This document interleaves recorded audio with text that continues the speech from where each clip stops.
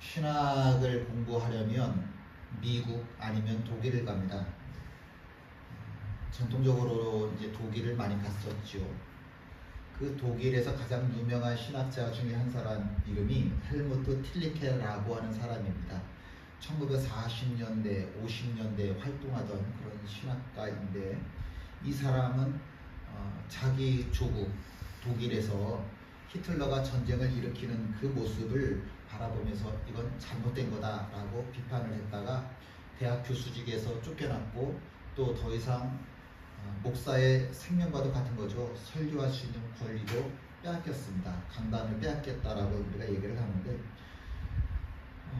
그래서 저 시골 교회로 쫓겨나게 되었습니다. 그래서 1944년 2차 세계대전, 제2차 세계대전이 끝나갈 즈음인 1944년서부터 독일의 저 시골 슈투트가르트라고 하는 곳에서 설교를 하게 되었습니다. 그때 마지막으로 설교했던 내용이 뭐였냐면 주기도문이었습니다. 설교를 시작할 때까지만 해도 그 지역에는 전쟁이 한창이었지만 전쟁의 여파가 전혀 없었습니다. 그래서 굉장히 생기가 넘치는 그런 시골 마을이었었는데, 1944년 조금 후반으로 가면 갈수록 전쟁의 피해를 입기 시작했고, 많은 사람들이, 우리 가족, 우리 형제, 우리 친구들, 아는 사람들, 그러한 사람들이 죽는 그런 일들이 있었습니다. 1945년 초기에는 그 마을 전체가 다 전쟁으로 인해서 쑥대밭이 되고 말았습니다. 그런 중에 이 틸리케 목사님의 설교가 스위스로 몰래 원고가 반출되었고, 그곳에서 사람들에게 세계를 두둥케 하는 기도라고 하는 제목으로 출간되었습니다. 전쟁이 한참 막바지에 이르렀던 그때에 이 설교집을 통해서, 책을 통해서 많은 사람들이 소망을 얻을 수 있었습니다. 그 당시 1944년, 1945년 히틀러라고 하는 사람 때문에 온 세계가 전쟁의 공포에 쌓여 있을 때, 그런 때 이 틸리케 목사님은 어떤 설교를 할 수 있었을까? 어떤 설교를 할 수 있었을까요? 내 눈앞에서 가족들이 죽잖아요. 친구들이 죽잖아요. 내가 살아왔던 집들이 다 불탔잖아요. 우리 마을이 다 쑥대밭이 되었잖아요. 이러한 상황에서 과연 무엇을 설교할 수 있었을까? 사람들은 무엇을 믿을 수 있었을까? 틸리케 목사님의 설교는 항상 한결같았습니다. 이런 내용이에요. 하나님을 향해서 변함없는 믿음을 가져라. 변함없는 소망을 가져라. 그리고 감사해라. 이런 내용입니다. 변함없는 믿음을 가져라. 변함없는 소망을 가져라. 변함없는 감사를 가져라. 마지막 주기도문 이렇게 되어 있죠. 나라와 권세와 영광이 아버지께 영원히 있사옵나이다. 아멘. 이 마지막 구절을 가지고 설교하면서도 동일한 주제였었습니다. 하나님을 찬송해야만 한다. 당신 찬송하십시오. 그런다고 해서 찬송할 수 있는 사람은 이 세상에 없습니다. 왜냐하면 내 속에 감사가 있어야 찬송이 나오는 거지, 내 속에 감사할 일이 없는데 찬송할 수 있는 사람은 없습니다. 그런데 감사가 넘치면 찬송이 저절로 입 밖으로 나옵니다. 물론 감사할 일이 없으면 찬송이 나오지 않는다고요. 전쟁 중인데 온 도시가 다 폐허가 됐는데 가족들을 포함한 주변 사람들이 다 죽어가고 있는데, 그때 무슨 감사를 할 수 있었을까? 이것도 뺏기고 저것도 뺏기고 이것도 잃고 저것도 잃고, 이러한 상황에서 내가 감사할 수 있는 일이라고 한 것이 과연 무엇이 있을까? 틸리케 목사님이 설교하는 내용은 굉장히 간단합니다. 하나님을 사랑한다는 것은 만물을, 그것이 도달할 궁극적 목표로부터 내다보는 것을 의미한다. 원래 독일 사람들이 글을 어렵게 써요. 독일 사람들이 책을 쓰면 그 책을 가지고 독일 사람들도 또 해석을 해야 될 만큼 독일 사람들은 말을 좀 어렵게 씁니다. 이 내용 굉장히 간단해요. 무슨 말이냐면 이런 겁니다. 세상 모든 것은 하나님의 관점으로 바라봐야 된다. 하나님의 관점에서 바라보아서 감사하지 못할 것은 이 세상에 아무것도 없다. 그런 뜻입니다. 감사한다고 우리가 고백을 하는데 그 감사가 내일 갑자기 변해서 불행이 될 수도 있잖아요. 내가 이거 너무 힘들다, 이건 불행이다 라고 했던 일들이 어느 날 갑자기 뒤바뀌어져서 행복이 될 수도 있잖아요. 인간이라고 하는 게 얼마나 감사한지 내 귀에 들려진 것 때문에 금방 감사하고 금방 힘들어하고 그런 게 우리들의 마음 아니겠습니까? 왜 그렇습니까? 세상에서 일어나는 모든 일들을 내 관점에서 바라보니까 나를 조금만 힘들게 하면 이건 무조건 슬픈 이야기고 불행이고, 내 기분이 좀 좋아지면 이건 너무 행복한 거고, 이 세상을 살아가는 기준이 전부 내 마음에 달려 있더라고요. 그런데 그렇다고 한다면 나라고 하는 사람, 하나님을 믿는 나, 예수쟁이라고 하는 나와 세상을 살아가는 저 사람들과 다를 게 뭐냐? 내 마음을 기분 좋게 해주면 행복해해서 헤헤거리고, 내 몸이 좀 힘들고 내 마음이 힘들면 울상을 짓는 모습이 예수 안 믿는 저 사람들과 차이가 뭐냐? 적어도 내가 저 사람들과 다르다고 하면 저 사람들이 울 때 내가 웃을 수 있어야 되지 않겠냐? 적어도 내가 저 사람들과 다르다라고 할 것 같으면 저 사람들이 울 수밖에 없을 때, 저 사람들이 알지 못하는, 보지 못하는 그 무엇 때문에 나는 기뻐하고 소망하고 감사할 수 있어야 되지 않겠느냐? 지금 주어진 이 고통이라고 하는 것 때문에 좌절하기보다는 이 고통 끝에 올 하나님께서 내게 주실 열매로 인해서 내가 감사할 수 있어야 그것이 진정한 예수됨이 아니겠느냐? 내가 이 자리에서는 감사할 수 없고 좌절할 수밖에 없지만, 그러나 하나님의 관점으로 볼 때 이것도 하나님께서 분명히 감사로 바꿔주실 거야 라고 믿는 그 믿음이 있어야 진정한 예수쟁이 믿음의 사람이 되지 않겠느냐. 하나님의 관점으로 바라보았을 때, 이 세상에 감사하지 못할 일들이 세상에 무엇이 있겠느냐? 왜? 모든 것이 합력하여 선을 이루시는 하나님이십니다. 모든 것을 합력하여, 모든 것이라고 하는 말은 슬픈 일도 들어가는 거고 힘든 일도 들어가는 거고 고통도 들어가는 거니까, 그 모든 것이 합력하여 결국에는 선을 이루신 하나님이시니까 하나님의 관점으로 바라보았을 때 이 세상에 감사하지 못할 일이 어디 있겠냐.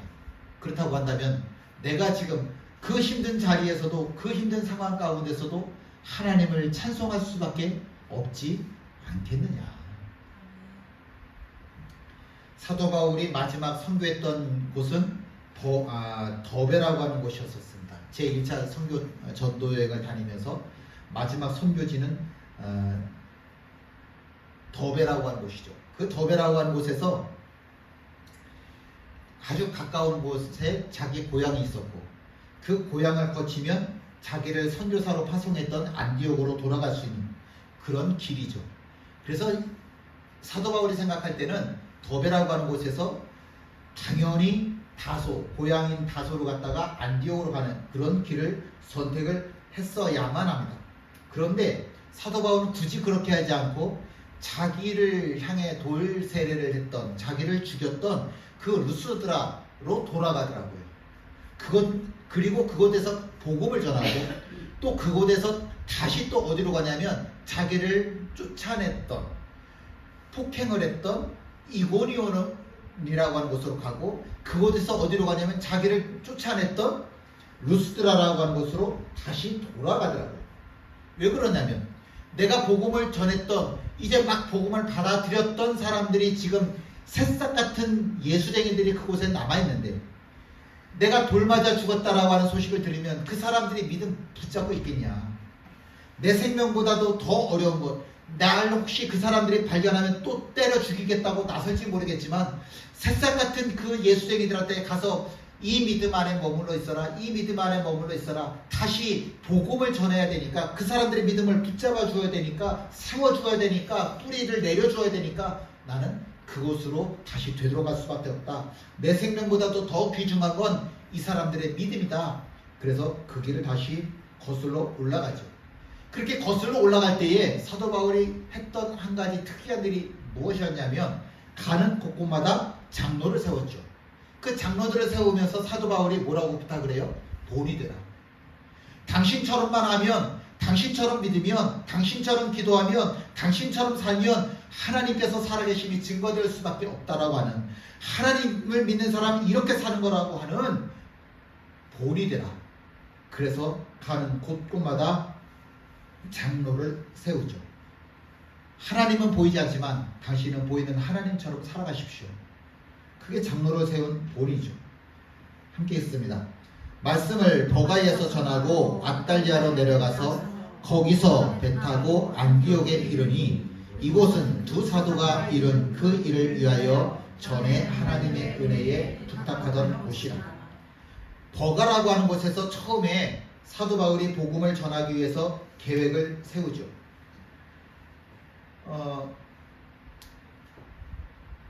그런데 맨 처음에 사도 바울이 전도지로 선택한 곳은 이 아래에 있는 구부로라고 하는 섬이었었죠. 여기에서 전도팀의 대장은 바나바였습니다. 근데 바나바는 담임 목사님이고 사도 바울은 부목사님이란 말이에요.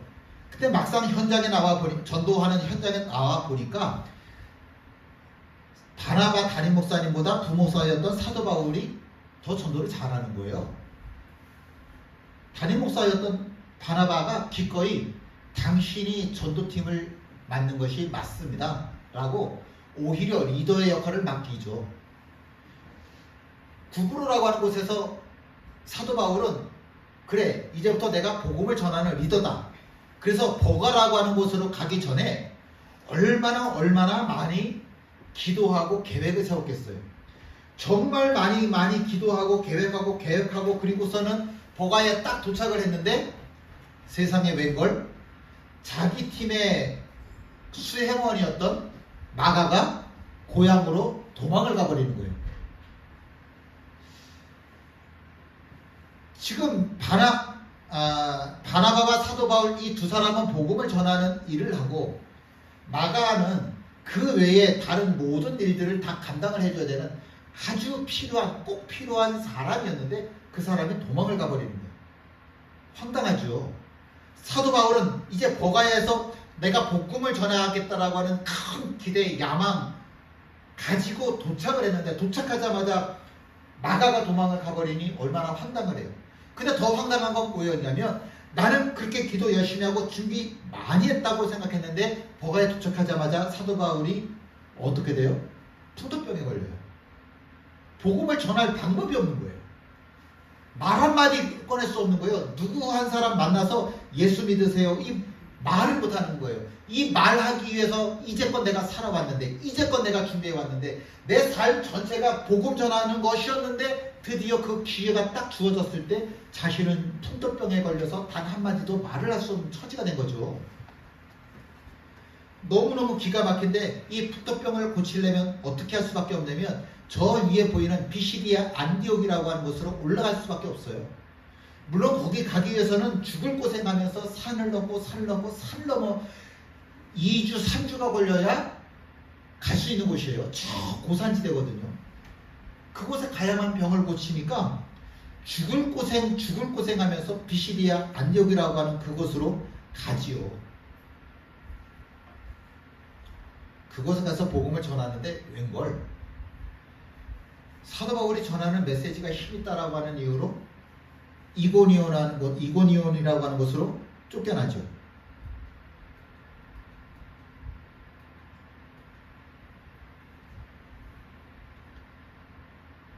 이고니온에 가서도 또 복음을 전했어요. 근데 거기서 또 쫓겨나죠. 루스드라라고 하는 곳으로 갔어요. 여기는 정말 복음이 힘있게 전해졌고 예수 믿는 사람들이 많아졌어요. 근데 웬걸? 저 루스드라, 저 안디옥, 저 이고니온이라고 하는 곳에서 사람들이 내려와서는 사도 바울 저놈 죽여야 된다 그러고 사람들을 선동해서 결국은 사도 바울에게 돌을 던지죠. 사람들은 죽었다고 생각했어요. 모든 사람들이 다 죽었다고 생각했는데 하나님 성경에 보니까 하나님이 사도 바울을 살리셨다라고 되어 있습니다. 죽었어요. 죽었다 살아난 거예요. 그런 어려운 일을 겪으면서 사도 바울이 더베라고 하는 곳으로 가서 힘이 남아있는 동안 하나님의 복음을 다시 전하죠.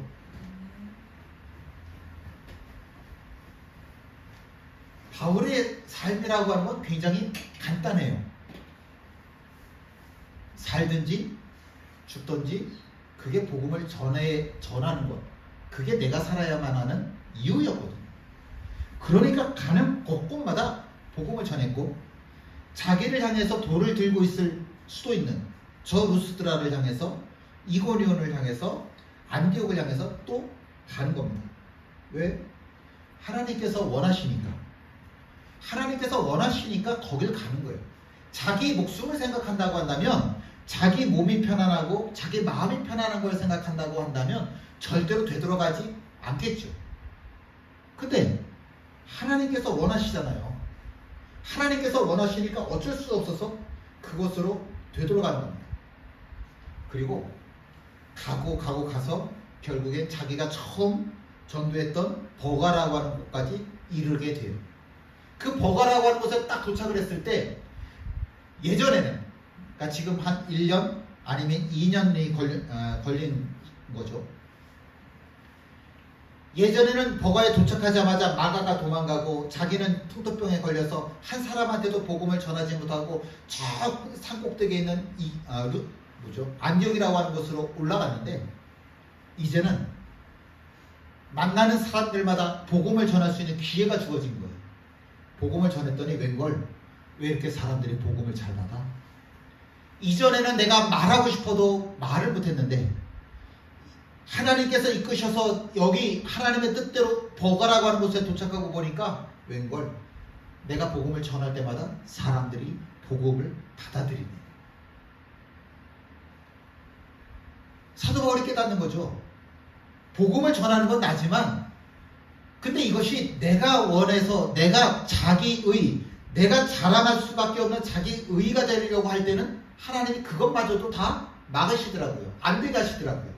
아프게 하셔서 입을 다물게 하시고 안디옥으로 이고니온으로 루스드라로 나를 돌리시더라고요. 근데 하나님의 손에 붙잡혀서 내가 가려고 했던 게 아니라 하나님의 손에 붙잡혀져서 하나님이 원해서 버가라고 하는 곳에 오고 나니까 웬걸 사람들이 이렇게 쉽게 복음을 받아들이게 될 줄 난 정말 몰랐던 거였죠. 그래서 이제 거기서 배 타고 아탈리아로 해서 다시 자기를 선교사로 파송했던 안디옥으로 돌아간 겁니다. 그곳에 가서 사람들을 다 모았어요. 교회를 모아라고 기록되어져 있죠. 그 교회를 모아라고 하는 얘기는 예수 믿는 사람들을 다 모았다는 얘기예요. 그리고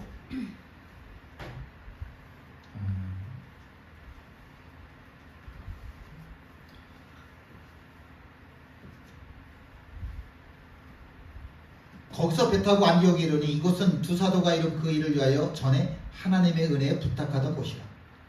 두 사도가 이룬 그 일을 위하여 전에 하나님의 은혜에 부탁하던 곳이라. 사람들을 모아서 내가 어떤 일들이 있었는지 그 이야기를 전하는 거예요. 보고하다라고 하는 이야기는 몇 날 며칠 동안에 걸려서 자기가 해봤던 일들을 계속 말을 하는데 끝이 없더라는 얘기예요. 미완료형이라고 그랬죠. 예전에 시작을 했는데 아직까지도 그 일을 계속하고 있다는 뜻이에요. 자세하게 자기에게 일어났던 모든 일들을 다 전하는 거예요. 부탁했다라고 전에 하나님의 은혜에 부탁했다라고 지금 기록을 하는데 이 부탁하다라고 하는 말은 위탁하다라고 하는 말이에요. 선교사를 파송할 때는 지금 이 시대에 감리교회에서 만약에 뭐 필리핀이나 뭐 베트남 이런 데로 선교사를 파송한다 할 때는 제일 먼저 해야 되는 일이 뭐냐면 당신 생활비를 책임질 수 있는 교회가 있습니까? 그 교회에서 얼마를 준다고 합니까? 그래서 선교비를 책정을 해요. 그게 선교사가 파송 나갈 때 제일 먼저 그리고 제일 중요하게 해야 될 일이에요. 어디로 갈 건데요? 가서 뭐 할 건데요? 그리고 나서 그 나머지 일들을 계획을 해요. 근데 여기 지금 안디옥 교회가 하는 건 좀 달라요. 우리가 당신한테 선교비를 얼마 보내겠습니다. 이런 이야기를 일절 나누지를 않았어요. 당신 선교지는 어디로 갈 겁니까? 이런 것에 대해서도 일절 계획을 세워본 적이 없어요. 그냥 전에 하나님의 은혜 부탁을 했어요. 부탁이라고 하는 말은 위탁이라고 하는 말이라고 그랬죠. 위탁이라고 하는 말은 나는 할 줄 모르니 나는 가진 것이 없으니 하나님의 뜻대로 이 사람들이 되어질 줄 믿습니다. 그리고 하나님의 손에 통째로 내어 맡기는 그것을 위탁, 부탁이라고 하는 거예요. 그러니까 안디옥 교회라고 하는 곳은요, 정말 성경에서 가장 위대한 교회거든요.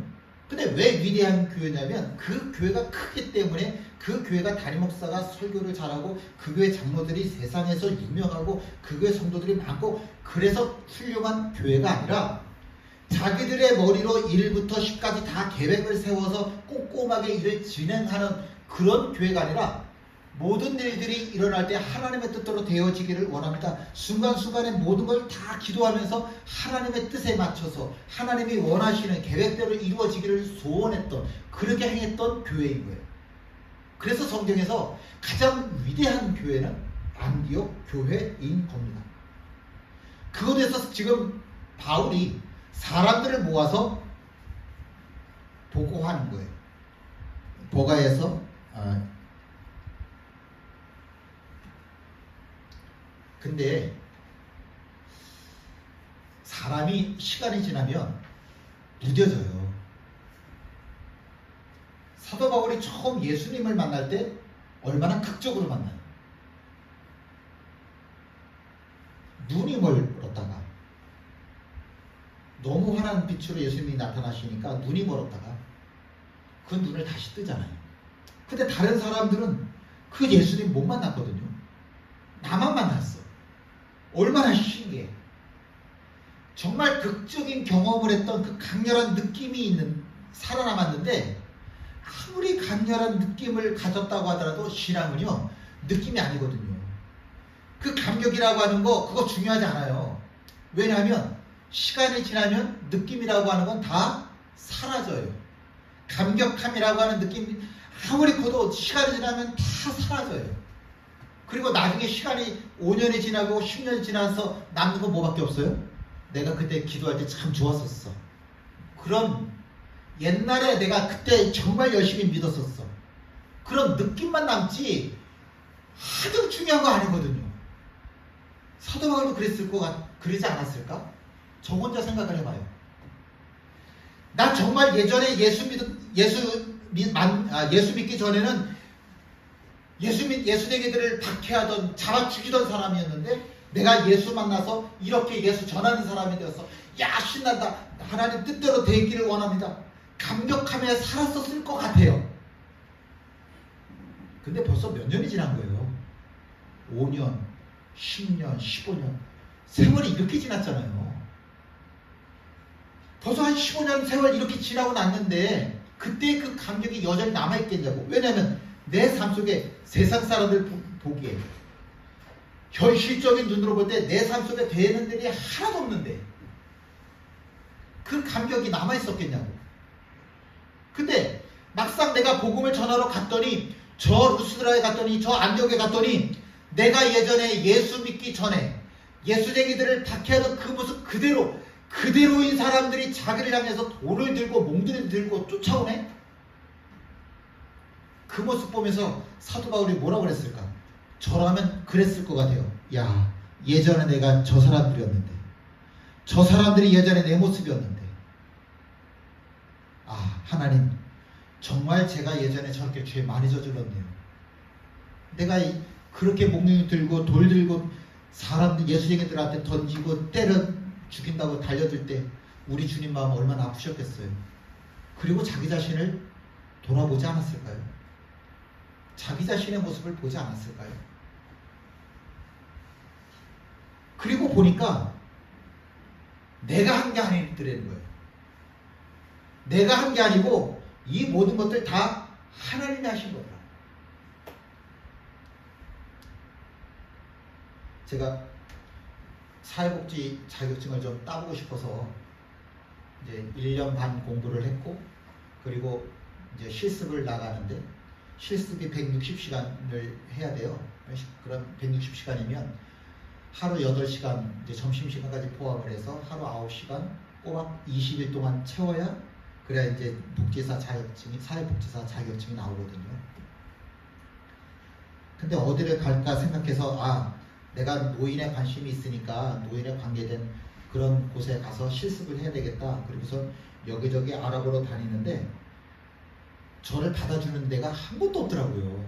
이게 나이가 있다고 생각해서 그런지 사회복지사가 60이면은 이제 나와야 돼, 그만두어야 되거든요.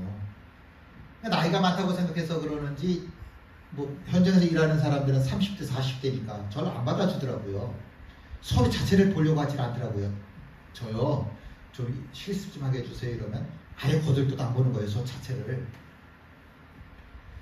그래서 이제 후배한테 전화를 해서 내가 상황이 이러니까 좀 실습 좀 하게 해달라고 했더니 이제 모퉁이 작업 보호장이라고 하는 곳에 저를 보내줬어요. 여기 재활의원에서 하는 곳이거든요.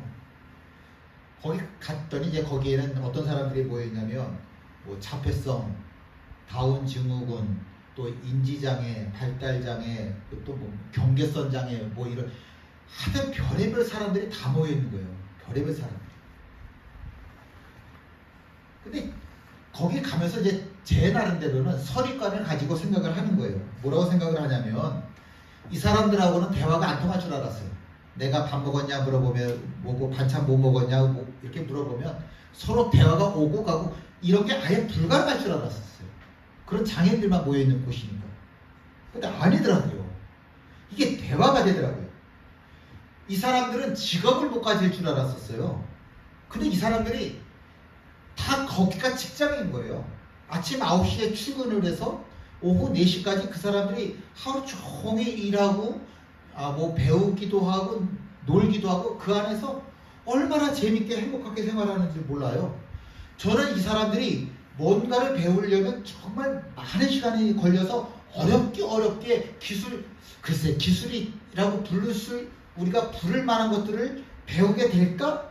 그랬는데 이 사람들이 과연 사회에 적응하게 될까? 그랬는데 기술을 배우더라고요. 이 사람들이 다 나가서 사회에 적응을 하더라고요. 정말 신기했어요. 토요일이면 이제 설교문을 작성을 하고 완성을 하지 않습니까? 이 설교문을 이렇게 작성을 하는데 갑자기 이 사람들 얼굴이 생각이 나는 거예요. 이렇게 작업하다 말고서는요 졸아요. 근데 졸다가 그냥 자요. 이렇게 끈 들고 끈을 봉투에 이렇게 묶는 건데 이거 들고선 자요. 조는 게 아니라 자요. 졸려? 피곤해? 아니요. 그런 거 또 자요. 얼마나 근데 귀여운지 몰라요. 그 사람들이 너무 귀여운 거예요. 그 사람들의 얼굴이 이렇게 보고 싶을 정도로 생각이 나요. 이 사람들이 그러거든요. 주말에 뭐 하세요? 어디 가세요? 뭐 그런 거 다 물어봐요. 그래, 이 사람들 참 내가 주말 어떻게 지냈는지 물어보면 내가 교회 가서 예배 이렇게 드렸다고 다 얘기해야지. 너무너무 그 사람들이 궁금해하더라고요. 근데 저는 정말 노인을 대상으로 하니까 사회복지를 해야겠다라고 생각을 하고 있었는데 왜 하나님이 여기 이곳으로 이끄셨을까? 그런 생각도 들어요. 내가 원한다고 해서 내 인생이 그렇게 내가 원한 대로 되는 게 없더라고요. 제가 오랜 인생을 살아온 건 아니지만 제가 생각했던 대로 인생이 되어졌던 일들은 별로 겪어본 일이 없는 것 같아요. 오히려 제가 생각하지 못했던, 기대하지 못했던 그런 일들이 제 인생 중에는 훨씬 더 많더라고요. 그래서 제가 지금에서야 조금 신앙이라고 하는 걸 뭔지를 깨달으면서 고백을 하는 게 있어요. 뭐냐면 내 인생은 내가 원하는 대로 되지는 않지만 하나님께서 원하시는 대로 되는 인생이다. 그리고 하나님께서 원하시는 되는 인생이라고 깨닫는 것이 그게 행복이다.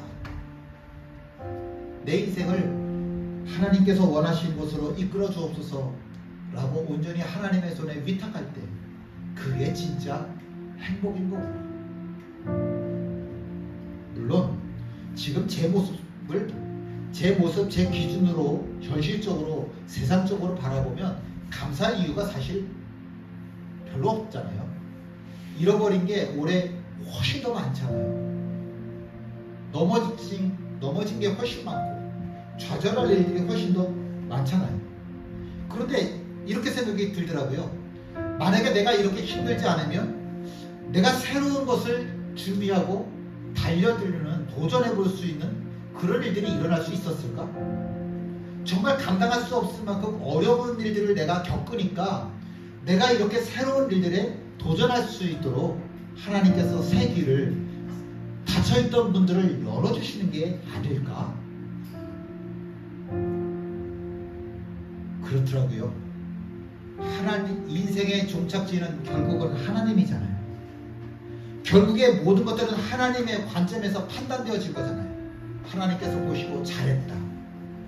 그러면 정말 잘한 인생인 거고, 하나님이 못했다. 그러면 못한 인생이 되는 거잖아요.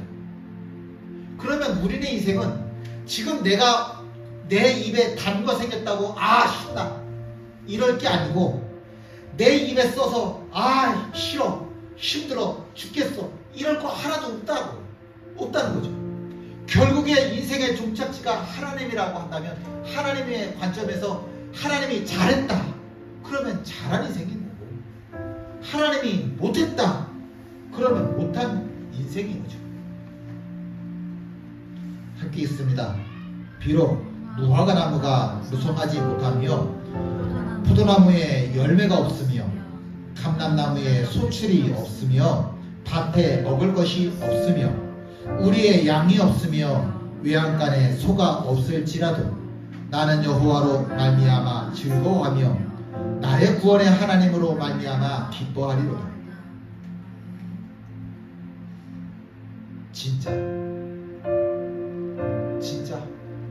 진짜입니까? 이것이 정말 나에게 있어서 신앙 고백이 되어지는 겁니까? 비록 무화과 나무가 무성하지 못한데, 포도나무에 열매가 없는데, 감람나무에 소출이 없는데, 밭에 먹을 것이 없는데, 우리의 양이 없는데, 외양간에 소가 없는데, 그런데도 불구하고 하나님이 나의 하나님이 되어 주시기 때문에 내가 감사할 수 있고 내가 하나님을 찬송할 수 있겠습니까? 그것이 진정한 감사일진데, 그것이 참 믿음일진데. 함께 일어나 찬양하십니다.